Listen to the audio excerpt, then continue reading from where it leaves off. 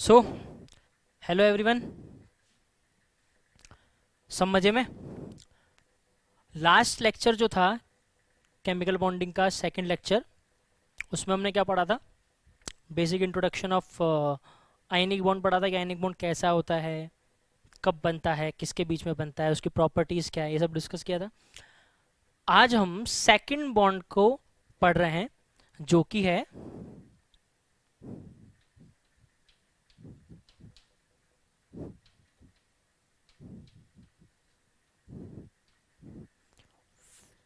Covalent bond. ठीक, अब covalent bond क्या होता है? पहली बात तो ये आती है कि सर कोवेलेंट बॉन्ड क्या है, तो उसकी डेफिनेशन देखते हैं। द बॉन्ड फॉर्मेशन बिटवीन, है ना, two non metals, bond formation between two non metals by the equal sharing of electrons, by the equal sharing, ध्यान समझना मैं क्या कह रहा हूं, by the equal sharing of electron between two non metals. ठीक है, तो ये डेफिनेशन है किसकी? कोवेलेंट बॉन्ड की। पहली चीज कि ऐसा बॉन्ड जो दो नॉन मेटल के बीच में बनता है और इलेक्ट्रॉन की इक्वल शेयरिंग से बनता है, वो क्या कहलाता है? कोवेलेंट बॉन्ड कहलाता है। पहली चीज। तो आज की क्लास का पहला एक्सेप्शन,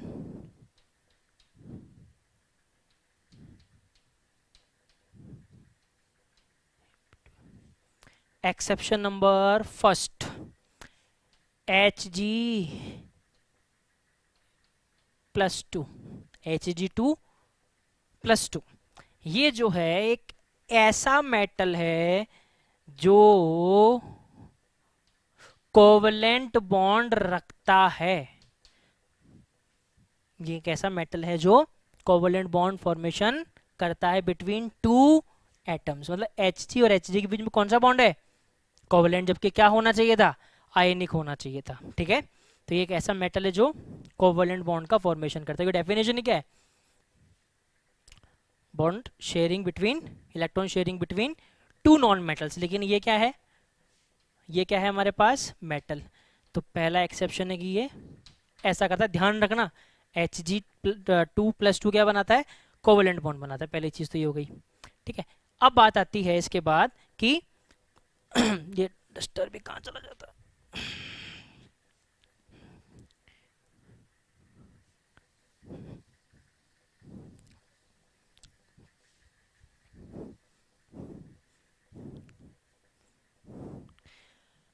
अब सुनो, यहां से इंपॉर्टेंट है, ध्यान समझना। नोट, कोवलेंट बॉन्ड बनता है इलेक्ट्रॉन की शेयरिंग से। तो इलेक्ट्रॉन की शेयरिंग मतलब इलेक्ट्रॉन कौन से वाले? सारे इलेक्ट्रॉन एटम के या फिर कुछ पर्टिकुलर एटम? तो समझो, valence shell,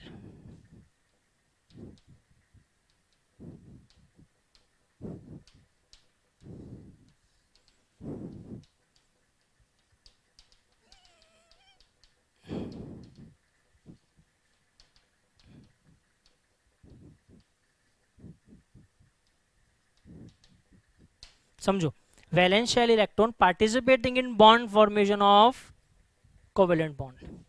covalent bond formation में जो है, या फिर किसी भी बॉन्ड फॉर्मेशन में कहें, तो वैलेंस शेल के इलेक्ट्रॉन से क्या करते हैं? पार्टिसिपेट करते हैं। जैसे समझो, एक जामफल F2, राइट? F2 क्या है समझो, देखो, एक फ्लोरीन, ये दूसरा फ्लोरीन, थोड़ा नीचे बनाते हैं, ये एक फ्लोरीन, ये दूसरा फ्लोरीन। तो पहले फ्लोरीन का कॉन्फ़िगरेशन हमको वैलेंस शेल का पता होना चाहिए बेटा। पहले तो पूरा लिख देता हूँ, 1s2 2s2 2p5। P block का वैलेंस शेल क्या होता है? ns2 np12 6। तो ये इसका वैलेंस शेल है। अब इसके वैलेंस शेल में कितने इलेक्ट्रॉन है बेटा? 2 और 5 7, राइट? तो देखो, ये 2 बना दिए, ये 5, 1 2 3 4 5, ठीक है? तो ये 3 तो क्या है? पेयर हैं। तो मैं पेयर को पहले बना देता हूँ। ये एक जोड़ा, ये दूसरा जोड़ा, ये तीसरा, ये एक अनपेयर रखा हुआ है जो ये है। ठीक है, ऐसे ही कुछ कुछ इसके साथ है। समझ रहे हो बात को? एक अनपेयर ये इसके पास है। समझना ध्यान से, फ्लोरीन जो है उसका एटॉमिक नंबर 9 है, और उसके नियरेस्ट नोबल गैस जो है वो कौन सी है? वो कौन सी है? नियॉन। तो नियॉन के पास कितने इलेक्ट्रॉन है 10, इसके पास कितने हैं 9, इसको 1 इलेक्ट्रॉन की रिक्वायरमेंट है ना। अब देने वाला कोई यहाँ है ही नहीं, दोनों के दोनों क्या है फ्लोरीन। तो समझो क्या हुआ, कहानी सुनाता हूँ। फ्लोरीन एक दिन उदास उदास बाजार में चल रहा था, तो सामने से उसको एक और फ्लोरीन आता हुआ दिख गया। पूछ लिया कि दोनों की शक्लें उतरी हुई थी। बोले तू क्यों परेशान? दूसरा पूछे तू क्यों परेशान? बोले मैं तो इसलिए परेशान कि मेरे पास ऑक्टेट कंप्लीट नहीं है। बोले तू क्यों? बोले मेरी भी सेम परेशानी। बोले किसी से ले ले। बोले देने वाला नहीं है। तो बोला एक काम करते हैं। बोले क्या? अपन दोनों ही कर लेते हैं जो करना है। बोले कर ले। तो उसने क्या किया, इस वाले फ्लोरीन ने इसके इलेक्ट्रॉन के साथ शेयरिंग कर ली, इस वाले ने इसके इलेक्ट्रॉन के साथ शेयरिंग कर ली, और ये दोनों मिलके क्या बना लिया F2। तो हुआ क्या, इसका एक इलेक्ट्रॉन इसका एक इलेक्ट्रॉन, ये तो हो रहा है, इसको ये ले लेगा इसको ये ले लेगा, दोनों के बीच में क्या हो गई शेयरिंग हो गई, ये बन गया क्या F2। ऐसे तो होता है पार्टनरशिप में, जब बिजनेस स्टार्ट करते हैं तो क्या होता है, कुछ पैसा तेरा कुछ पैसा मेरा, दोनों मिलके उस पैसे को काम में लेते हैं और एक बिजनेस स्टार्ट करते हैं। सेम वैसा ही है, इसको भी स्टेबिलिटी चाहिए इसको भी स्टेबिलिटी चाहिए। इसने इसका इलेक्ट्रॉन के साथ शेयरिंग की, इसने इसके इलेक्ट्रॉन को लिए। बोले तेरे पास भी देखने को 8 है मेरे पास भी देखने को 8 है। देखो कैसे, 2 2 4 2 6 एक 7, और इसका भी इसने क्या कर लिया। बोले तेरे वाला भी आज से मेरा है मेरा वाला तेरा, ठीक तो 8 हो गए, इसके पास भी आ गए, दोनों को क्या हो गया स्टेबिलिटी मिल गई। क्लियर है कि नहीं? और देख लो ऑक्सीजन, ये तो सबको पता है, जिसको इसके बारे में नहीं पता वो जिंदा नहीं होगा आजकल।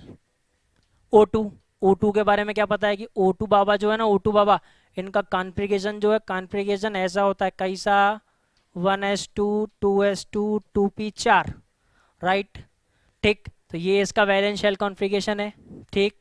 ये लो, वैलेंस शेल नहीं पता हो लल्लाओं तो वो भी पढ़ा देंगे, लेकिन कछु मेहनत तो खुद भी करो, क्योंकि 11th में आपने पहले चैप्टर में पढ़ा होगा, ये तो दूसरा चैप्टर है। फिर भी अपन इसमें मैं आगे डिस्कस जरूर करूंगा, बताऊंगा जरूर एक बार आपको वैलेंस शेल, लेक्चर नंबर 3 में, मतलब इसके बाद वाले, सॉरी 4th में, इसके बाद वाले लेक्चर में डिस्कस जरूर करूंगा। 2s2 2p4 बना दिया। ये दो तो क्या है पेयर, ये दो क्या है अनपेयर। इसके पास कितने इलेक्ट्रॉन है, 2 2 4 5 6, 2 और चाहिए, देने वाला कोई नहीं है। तो क्या किया, ऑक्सीजन ने दूसरे ऑक्सीजन के साथ कुछ कुछ कर लिया और बहुत कुछ हो गया फिर इनके बीच में, ठीक है। तो एक अनपेयर इसका एक अनपेयर इसका टुचुक, एक अनपेयर इसका एक अनपेयर इसका टुचुक, क्या बन गया O2 बन गया। तो क्या हुआ, दो नॉन मेटल ने इक्वल इलेक्ट्रॉन्स की शेयरिंग से मॉलिक्यूल का फॉर्मेशन कर लिया। ये डेफिनेशन थी कि इक्वल इलेक्ट्रॉन्स की शेयरिंग से बनाते हैं कौन, नॉन मेटल। से क्या कहते हैं, कोवेलेंट बॉन्ड कहते हैं। बात समझ में आ गई क्या? ठीक है। अब एक चीज समझो,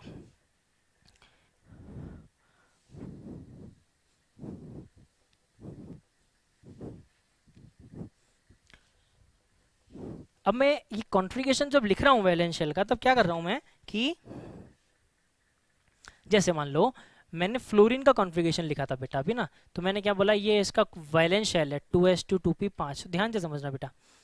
तो 2s2 2p5 जो लिखा ये ऐसा था, ये ये दुख इक दुख, ये ऐसे, तो 1 2 3 4 5। तो समझो यहाँ पे 2 टर्म आती है। टर्म ए lone pair,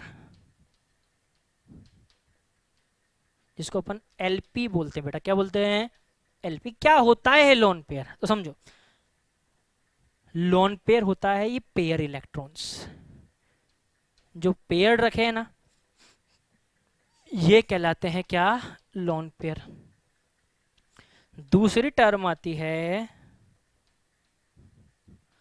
bond pair. Bond pair क्या होता है बेटा, बॉन्ड पेयर होता है जो ये अनपेयर है ना, ये तन्हा, ये अकेला, यही कहलाता है क्या, बॉन्ड पेयर। समझो, बहुत ध्यान समझना, इंपॉर्टेंट बात आएगी सामने।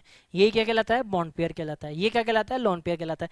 तो एक कॉमन सेंस की बात समझो, देखो इन दोनों का नाम दे देते हैं ए और इसको नाम दे देते हैं सॉरी ये भी तो लोन पेयर ही था, इसको तो कवर ही नहीं किया अपन ने। ये भी क्या है, लोन पेयर है।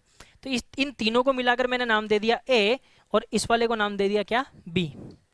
ठीक है, तो एक चीज बताओ मुझे, ये तीनों के सामने कोई अकेला आदमी खड़ा है, इनका अपोजिट, ये प्लस है तो वो माइनस वाले खड़ा होगा। तो बताओ ये ए वाले, ये ए उससे बॉन्ड बनाएंगे या फिर ये बी उससे बॉन्ड बनाएगा? कौन बॉन्ड बनाएगा बताओ? बॉन्ड किसको बनाना चाहिए?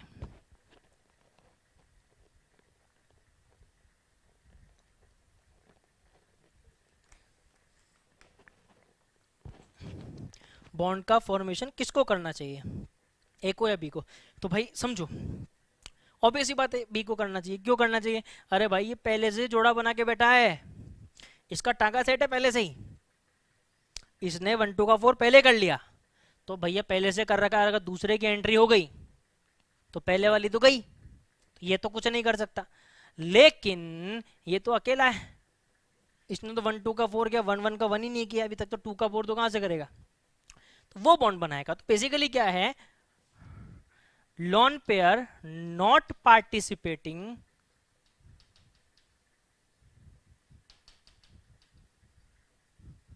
in bond, और ये पार्टिसिपेट इन, बहुत अच्छे से समझना, बॉन्ड पेयर जो है वो बॉन्डिंग में पार्टिसिपेट करते हैं। कौन से बॉन्डिंग में? कौन सी बॉन्डिंग में? कोवेलेंट बॉन्डिंग में। लेकिन लॉन पेयर कोवेलेंट बॉन्डिंग में कभी भी पार्टिसिपेट नहीं करते हैं, क्योंकि वो पहले से ही बॉन्ड बना के बैठे होते हैं। चलो आगे देखते हैं।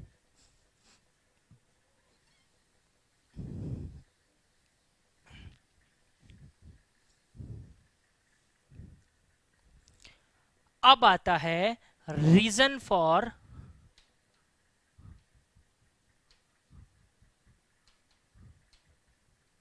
Bond formation.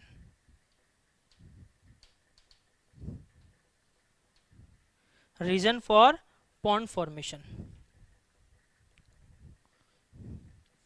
रीजन क्या है बॉन्ड फॉर्मेशन का? ये सब भैया इलेक्ट्रॉन दे रहा है, एक ले रहा है, एक दोनों शेयरिंग करने में लग रहे हैं, ऐसा क्यों कर रहे हैं भाई ये? तो समझो, इसकी डेफिनेशन समझो।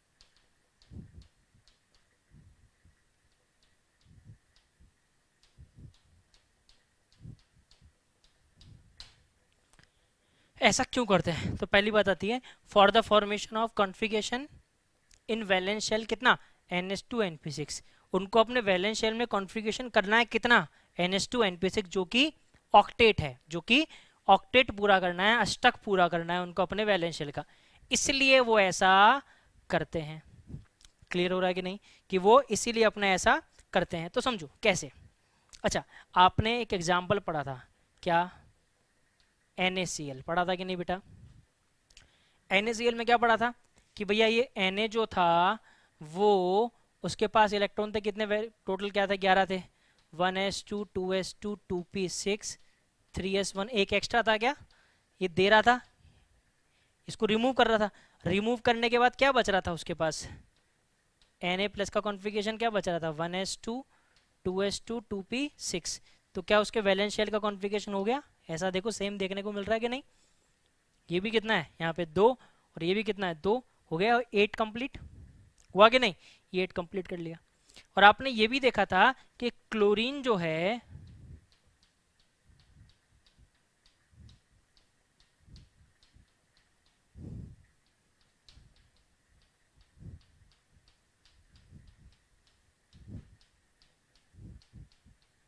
देखो, क्लोरीन क्या कर रहा था भैया, क्लोरीन कर रहा था इलेक्ट्रॉन लेकर अपना ऑक्टेट कंप्लीट कर रहा था कि नहीं? देखो, तो दोनों कर क्यों रहे थे, ऑक्टेट कंप्लीट कर रहे थे, अपनी स्टेबिलिटी बना रहे थे। मैंने सब एक्सप्लेन किया था कि स्टेबिलिटी कैसे, अपने नियरेस्ट नोबल गैस के जैसा कॉन्फ़िगरेशन अचीव करने की कोशिश करने के लिए, उसलिए क्या करते हैं, इलेक्ट्रॉन को देते थे या फिर लेते थे। अच्छा, आपने ये भी देखा अभी जस्ट, क्या आपने वो समझा था अभी फ्लोरीन वाला केस, क्या था उसका कॉन्फ़िगरेशन 1s2 2s2 2p5।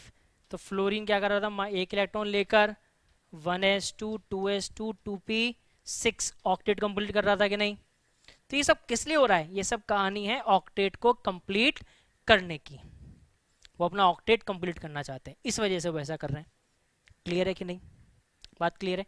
तो ये रीजन क्या है, अपना ऑक्टेट कंप्लीट करना चाहते हैं। ठीक, अब क्या सभी ऐसा करते हैं, सबका ऑक्टेट कंप्लीट हो पाता है क्या या नहीं हो पाता, तो समझते हैं। देखो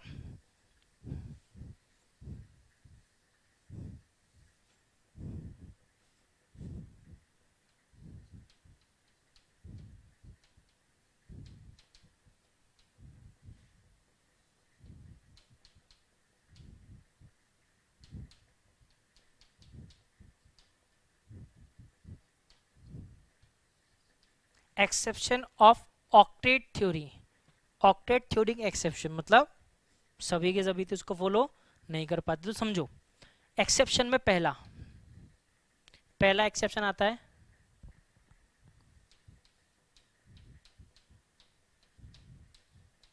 ड्यूप्लेट।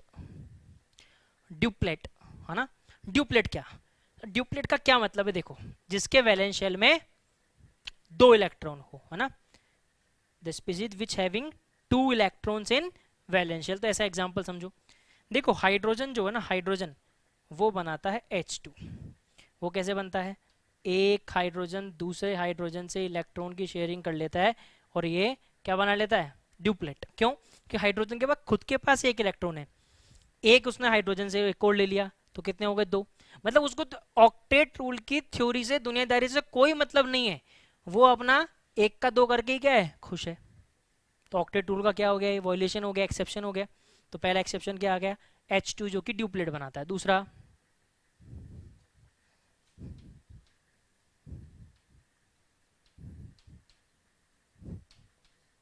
हाइपोवेलेंट, हाइपोवेलेंट या हाइपोवेलेंट कॉन्फ़िगरेशन या फिर electron deficient compound, हाइपोवेलेंट compound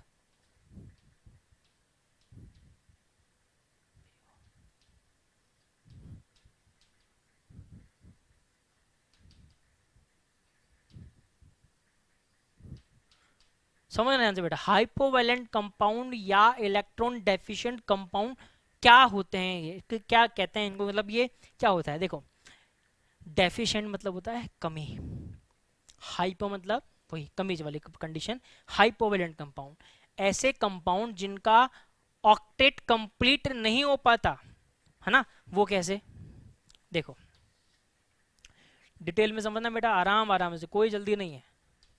BeH2, beryllium के वैलेंस शेल में कितने इलेक्ट्रॉन, कितने हैं, बिल्कुल सही, कितने हैं, 2। तो बेरिलियम के पास खुद के पास 2 इलेक्ट्रॉन है बेटा, ये और ये, ठीक। उसने हाइड्रोजन के साथ क्या कर लिया, शेयरिंग कर लिया, समझना बहुत ध्यान से। ये देखो, ये देखो क्या बन गया, BeH2। तो 2 तो पहले से था, एक और एक इसका आ गया, तो टोटल कितने इलेक्ट्रॉन हो गए लल्ला, 4 इलेक्ट्रॉन। लेकिन अभी ऑक्टेट तो कंप्लीट नहीं हुआ ना, नहीं हुआ ना, तो कौन सा मॉलिक्यूल है, हाइपोवेलेंट मॉलिक्यूल, इलेक्ट्रॉन डेफिशिएंट कंपाउंड, ठीक है। और देख लो BeF2, BeF2 कितने इलेक्ट्रॉन, 4 इलेक्ट्रॉन। BeCl2 देखो बेटा कितने इलेक्ट्रॉन, 4 इलेक्ट्रॉन, 2 बेरिलियम के, 2 क्लोरीन के। आगे देखो BH3 कितने, बोरोन के 3। कैसे बनेगा ये, ऐसे ही बनेगा क्या,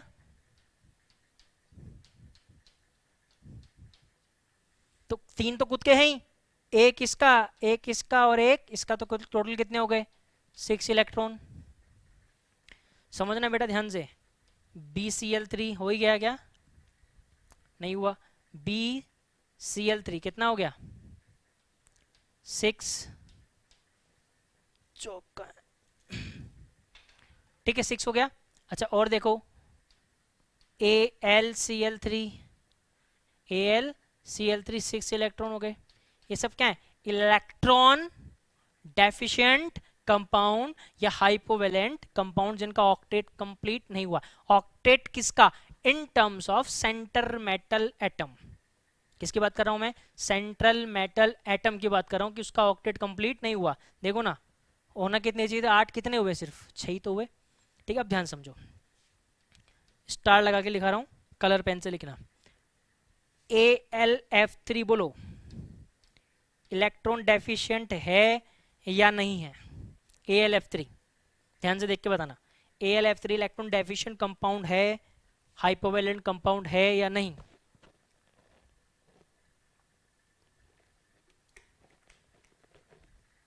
बोलो, इलेक्ट्रॉन डेफिशिएंट कंपाउंड ये नहीं है।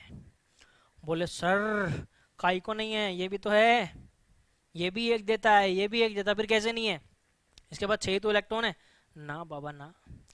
ये सारे जो थे ना बेटा ऊपर के, ये सारे थे कोवेलेंट कंपाउंड। कैसे थे ये? Covalent compound. But AlF3 is not a covalent compound, it is a ionic compound. ये कैसा है? ये आयनिक कंपाउंड है बेटा। आयनिक बॉन्ड का फॉर्मेशन करता है ये। बोलो कैसे सर? बोले ये ले Al जो है ना बेटा, यहाँ पे Al+3 की फॉर्म में होता है, और ये होता है 3F- की फॉर्म में। मतलब अब देखो ना बेटा, एल्यूमिनियम का जो कॉन्फ़िगरेशन है वैलेंस शेल का, वो क्या होता है? क्या होता है बताओ? Neon 3s2 3p1। अब 3 इलेक्ट्रॉन वैसे ही निकल गए। अगर ये निकल ही गए तो बचा क्या? नियॉन बचा। वो तो ऑक्टेट कंप्लीट करके बैठा है। अब फ्लोरीन, फ्लोरीन एक इलेक्ट्रॉन लेके बैठा है, लेके बैठा है तो क्या हो गया? 2s2 2p6। तो ये हाइपोवैलेंट भी नहीं है, ये डेफिशिएंट कंपाउंड भी नहीं है, ये ऑक्टेट रूल का वायलेशन भी नहीं है, ये ऑक्टेट रूल का एक्सेप्शन भी नहीं है, ये ऑक्टेट रूल को फॉलो करता है। ध्यान रखना, इसलिए गलती करा देगा ये 100%। ठीक है, आगे चलते हैं। अब एक बात ध्यान से समझने वाली बात है कि ना, ये जो हाइपोवेलेंट कंपाउंड्स होते हैं ना बेटा, हाइपोवेलेंट कंपाउंड्स की खासियत होती है क्या? भाई अभी ये भूखा है, जैसा कुछ सपोज करो, है ना,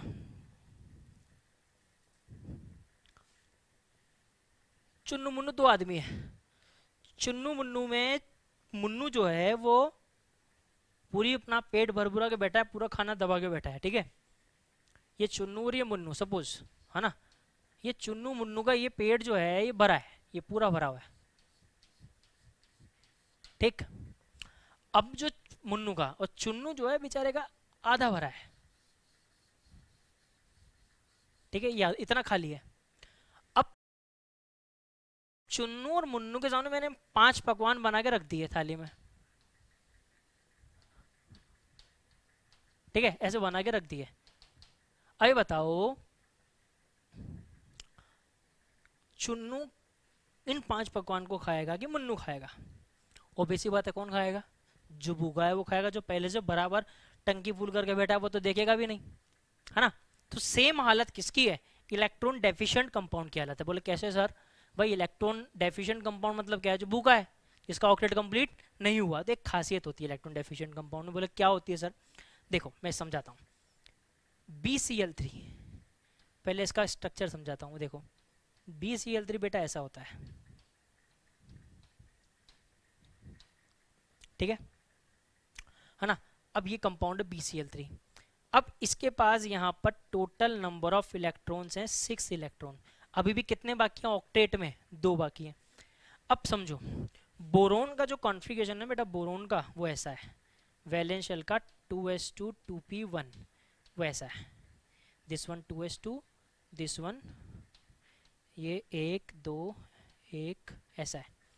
और ये अपनी एक्साइटेड स्टेट में बॉन्ड बनाता है, इसलिए ये कहाँ चला गया? टूट के यहाँ। मैं इसको आगे और एक्सप्लेन कर दूंगा कैसे जाता है, नहीं पता है तो कोई बात नहीं, आगे देख लेंगे।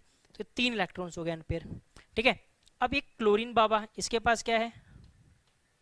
3s2 3p5। ये लो, समझाया था मैंने अभी। इसके पास 3 लोन पेयर है, इसके पास 3 बॉन्ड पेयर है। अभी क्लियर करा लोन पेयर क्या होता है, बॉन्ड पेयर क्या होता है।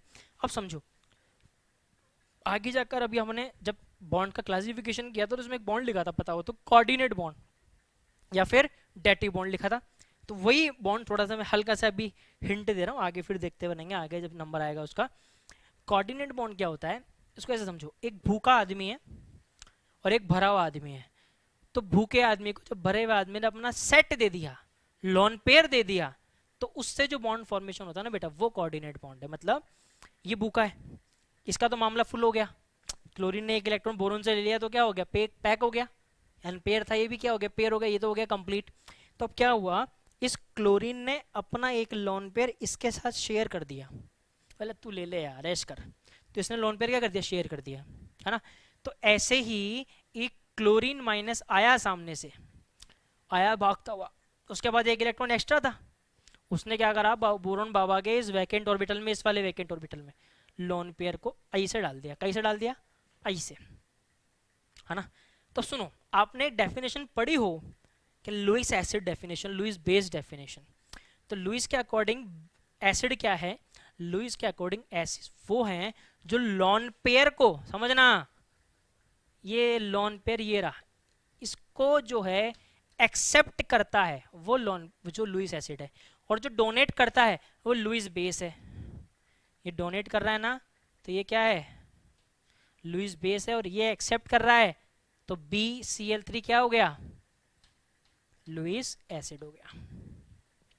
तो क्या समझ में आया यहाँ से कि हाइपोवैलेंट कंपाउंड जो है वो behave as a Lewis acid, वो लुईस एसिड की तरह एक्ट करते हैं, क्योंकि उनका ऑक्टेट कंप्लीट नहीं है। मतलब उनको कोई लोन पेयर देगा तो वो क्या कर लेंगे, कट से ले लेंगे। तो बात समझ में आ गई क्या, ऐसा क्यों होता है, समझ में आया क्या, पक्का। तो इन दोनों के कॉम्बिनेशन से, किन के कॉम्बिनेशन से, BCl3 प्लस Cl माइनस के कॉम्बिनेशन से हमको मिलेगा BCl4 माइनस, क्योंकि एक Cl जुड़ जाएगा, BCl4 बन जाएगा, माइनस चार्ज है वो कैरी हो गया ऊपर। क्लियर है कि नहीं। तो ये किसका फॉर्मेशन हो गया, ये लुईस एसिड कहला गया, ये क्या कहला गया, लुईस बेस कहला गया। क्लियर है, चलो आगे चलते हैं। तो हाइपरवैलेंट हो गया। अब आती है बात, सॉरी हाइपोवैलेंट हो गया, अब बात आती है थर्ड नंबर की,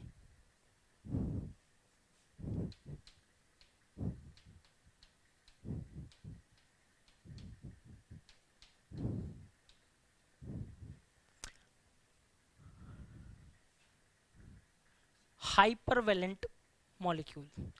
हाइपरवैलेंट, अब हाइपरवैलेंट क्या होगा, जिनका ऑक्टेट से, जिनके बाद जिनके वैलेंस शेल में ऑक्टेट से ज्यादा इलेक्ट्रॉन आ जाएं वो क्या कहलाएंगे, हाइपरवैलेंट। ठीक है, रिपीट कर रहा हूं, ऐसे सेंटर एटम जिनके वैलेंस शेल में क्या हो जाए, 8 से ज्यादा इलेक्ट्रॉन अगर आ जाते हैं तो वो क्या कहलाएंगे, हाइपरवैलेंट मॉलिक्यूल कहलाएंगे। तो समझो एग्जाम्पल, ये देखो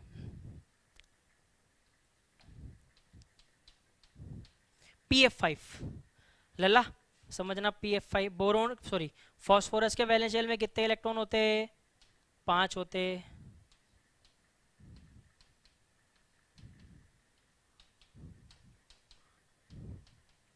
ये लो, तो 5 तो खुद के, 1 2 3 4 5 इससे और आ गए, नेट कितने हो गए, 10 हो गए। तो एक ऐसा कंपाउंड बन गया, हाइपरवैलेंट कंपाउंड बन गया।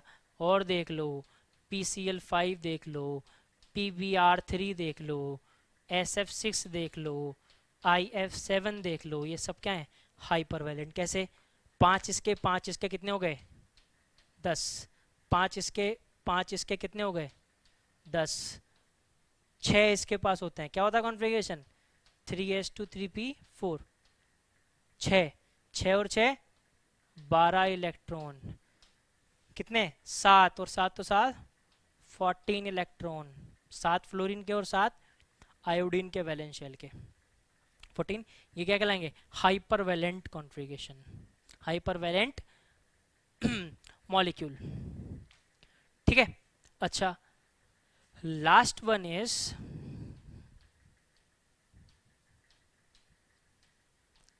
सूडो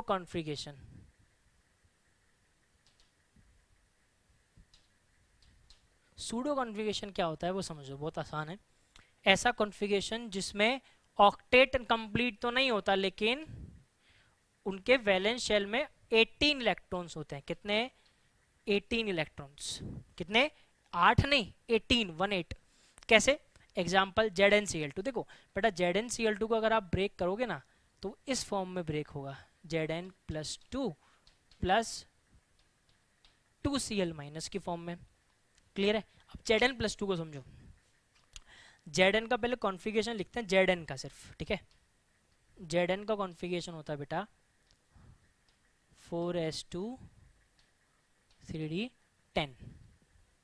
और अगर पूरा लिखना चाहो तो पूरा लिख लो, तो पूरा लिखते हैं तो टाइम जाएगा 1s2 2s2 2p6 3s2 3p6 4s2 3d10। ये लो। अब ये किसका क्या है? ये Zn+2 है, मतलब यहाँ से कितने इलेक्ट्रॉन रिमूव हो चुके? 2। ठीक है, तो कौन से जाएंगे सबसे पहले? यही जाएगा बाहर वाला। तो 1s2 2s2 2p6 3s2 3p6 3d10। क्योंकि 4s तो क्या हो गया? आप क्या हो गया? 0 हो गया। तो ये इसका वैलेंस शेल बन गया। यहाँ कितने इलेक्ट्रॉन हो गए? 18 इलेक्ट्रॉन। इनको बोलते हैं सूडो इनर्ट गैस कॉन्फ़िगरेशन। ये भी क्या है? स्टेबल है। ये अनस्टेबल नहीं है, ये भी स्टेबल है। ठीक है, तो रीजन समझ में आया कि ये बॉन्ड का साला फॉर्मेशन करते क्यों है, और इन बॉन्ड फॉर्मेशन में जिस रूल, ऑक्टेट रूल है, इसका वॉयलेशन कहाँ कहाँ होता है। ठीक है, तो इस लेक्चर में हमने जो सीखा वो क्या है? कोवेलेंट बॉन्ड क्या होता है, बेसिकली बॉन्ड फॉर्मेशन होता क्यों है, क्या इसके एक्सेप्शंस हैं, ड्यूप्लेट क्या होता है, हाइपरवैलेंट क्या होता है, इलेक्ट्रॉन डेफिशिएंट क्या होता है, हाइपोवैलेंट क्या होता है, राइट। ये सूडो इनर्ट गैस कॉन्फ़िगरेशन क्या होता है, इनकी स्टेबिलिटी ज़्यादा होती है कम होती है, ये सब चीज़ें हमने लेक्चर नंबर 3 में डिस्कस की है। ठीक है, सो लेक्चर नंबर 4 अपन नेक्स्ट से डिस्कस करेंगे, उसमें फिर और आगे चलेंगे। मैं बार बार आपको बोल रहा हूँ, नोट्स आप बराबर लिखते चलें, एक्सेप्शन को हाईलाइट करते चलें, और डाउट्स हैं मुझे आप शेयर करते चलें। और आपके लेफ्ट साइड जो कॉर्नर है उसमें एक आइकन आ रहा है, उस आइकन पे प्रेस करें, वहाँ सब्सक्राइब करने का ऑप्शन आ रहा है, सब्सक्राइब करें और वीडियो को ज़्यादा से ज़्यादा शेयर करें। फिर मिलते हैं एक छोटे से ब्रेक के बाद, तब तक के लिए सभा बर्खास्त।